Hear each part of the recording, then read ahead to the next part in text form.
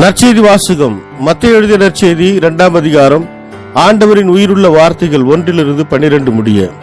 ஏரோது அரசன் காலத்தில் யூதேயாவில் உள்ள பெத்லகேமில் இயேசு பிறந்தார். அப்போது கிழக்கிலிருந்து ஞானிகள் எருசலேமுக்கு வந்து, யூதர்களின் அரசராக பிறந்திருக்கிறவர் எங்கே? அவரது விண்மீன் எழக்கண்டோம், அவரை வணங்க வந்திருக்கிறோம் என்றார்கள். இதை கேட்ட ஏரோது அரசன் கலங்கினான். அவனோடு எருசலேம் முழுவதும் கலங்கிற்று. அவன் எல்லா தலைமை குருக்களையும் மக்களிடையே இருந்த மறைநூல் அறிஞரையும் ஒன்று கூட்டி, மெசியா எங்கே பிறப்பார் என்று அவர்களிடம் விசாரித்தான். அவர்கள் அவனிடம், யூதேயாவில் உள்ள பெத்லகேமில் அவர் பிறக்க வேண்டும். ஏனெனில் யூதா நாட்டு பெத்லகேமே, யூதாவின் ஆட்சி மையங்களில் நீ சிறியதே இல்லை.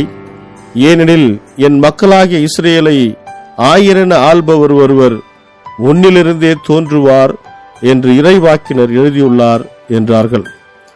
பின்பு ஏரோது யாருக்கும் தெரியாமல் ஞானிகளை அழைத்து கொண்டு போய் விண்மீன் தோன்றிய காலத்தை பற்றி விசாரித்து உறுதி செய்து கொண்டான். மேலும் அவர்களிடம், நீங்கள் சென்று குழந்தையை குறித்து திட்டவட்டமாய் கேட்டு எனக்கு அறிவியுங்கள். அப்பொழுது நானும் சென்று அக்குழந்தையை வணங்குவேன் என்று கூறி அவர்களை பெத்லகேமுக்கு அனுப்பி வைத்தான். அரசன் சொன்னதை கேட்டு அவர்கள் புறப்பட்டு போனார்கள். இதோ, முன்பு எழுந்த விண்மீன் தோன்றி குழந்தை இருந்த இடத்திற்கு மேல் வந்து நிற்கும் வரை அவர்களுக்கு முன்னே சென்று கொண்டிருந்தது.